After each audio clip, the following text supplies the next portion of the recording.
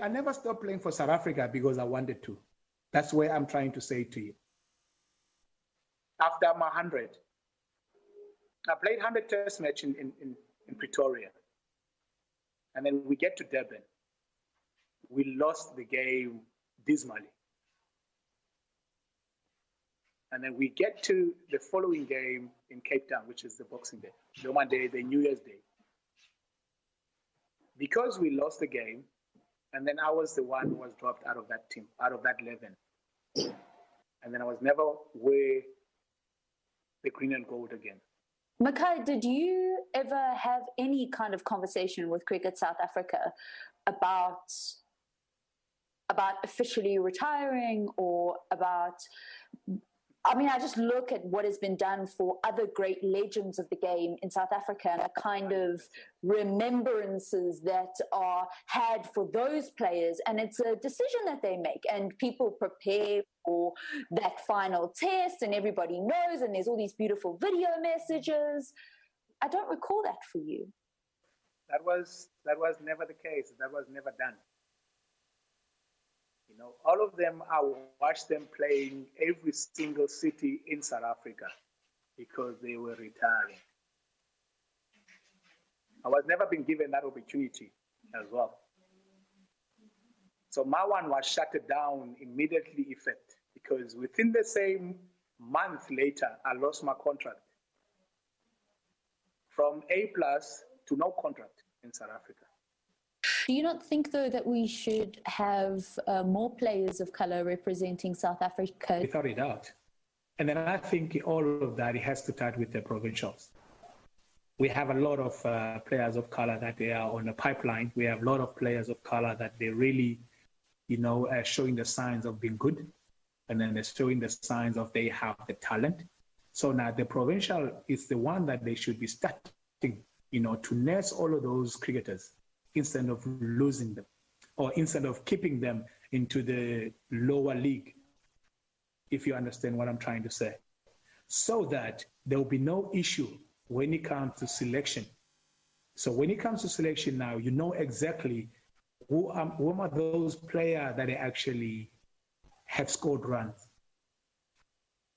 Who are those players that actually have taken so much of wickets, you know? So the reason why I'm saying this, we can't have all 11 of black cricketers representing the country.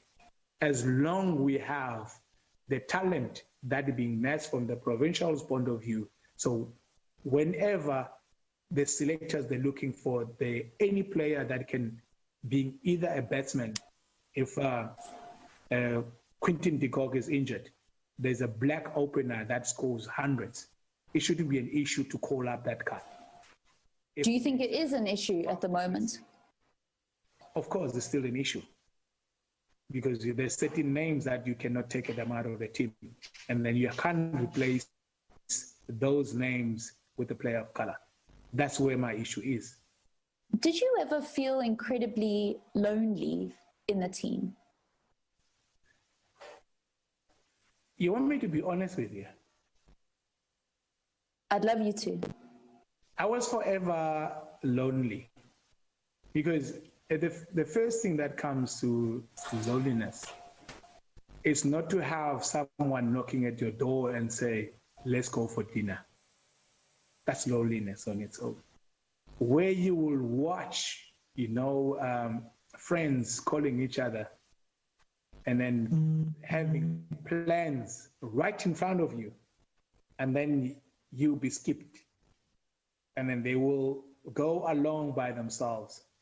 And then they will have dinner, they will have lunch, they will have breakfast, you know. And then at the same time, when you walk into the breakfast room, if you were the first one in the breakfast room, you will see the next person that walks in, it will never come and sit next to you. That loneliness, that you are playing within the same team together, getting into the same bus, you know, drive all the way to the stadium, and then practice at the same time, bowl to them, you know, and then wear the same clothes, and then we sing the same national anthem. You know, so those kind of things, I had to find a way to overcome them. And then I find a way, but that way it became one of the best weapon of my life, whereby I will go to the driver of the bus early morning, and then I'll give him my bag. And then I'll say to him, I'll meet you at the ground. I'll put my running shoes. I'll run to the cricket ground. And then same thing, on my way back, I'll give the bus driver my dirty clothes. And then I'll say, I'll see you at the hotel. I'll run all the way back to the hotel. But people, they never understood why I was doing that. And then I will never say to them, this is why I'm doing this, to avoid A, B, C, D. So it became my best thing ever, right through my cricket career, not have to worry about someone else and then having the same mind and say, I will meet them at the ground, because I'm running away from that loneliness, from driving from the hotel 20 minutes to the ground and driving back from the ground 20 minutes to the hotel. And then you could see that if I'm sitting at the back, the rest of them is at the front. And Thando has had a different experience when it comes to his outings with the national under-19 team. He had his one. I had to step in as well into that. You know, I remember when they didn't want him to be part of the under-19 camp. I had to fly from East London to sit in a meeting in Cape Town, where everyone, the doctors, the physio, the ex-trainers, and all of those kind of things, you know, we had to sit around the table. And then one thing that I had to say to them, and then I say to them, do you guys want this guy to be part of your system? And then they say yes. And then I say, give me one minute. And then I want Thando to say it himself. And then I ask Thando, are you injured? And then Thando says, Dad, I am not injured. And then I said to them, okay, if you take this guy to the camp and then he doesn't pass the fitness test, then I will take an ownership. Are you hearing this? Yeah. I will take an ownership.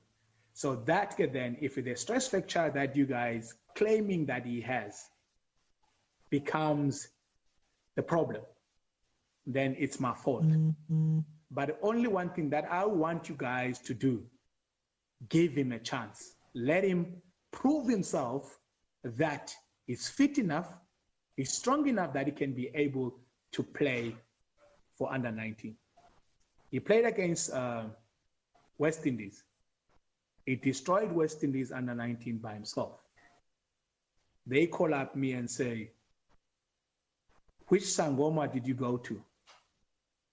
And then I said to them, I didn't go to any Sangoma. That's an opportunity that you will close into that side. One thing they will keep on saying to me and says, look at the bigger picture. And then I said to them, we're all looking at the bigger picture, because this guy, first thing, he set himself a certain goals. Playing for under-19 is part of his goals. So the bigger picture that you actually telling me that we should look at it, it's part of his journey, being part of the under-19 World Cup. Then the bigger picture is keep on ticking the boxes of it.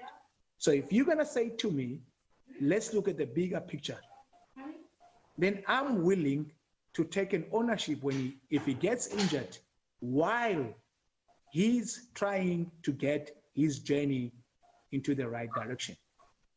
I think you can talk openly about it, but to hear those things is quite difficult, I must say.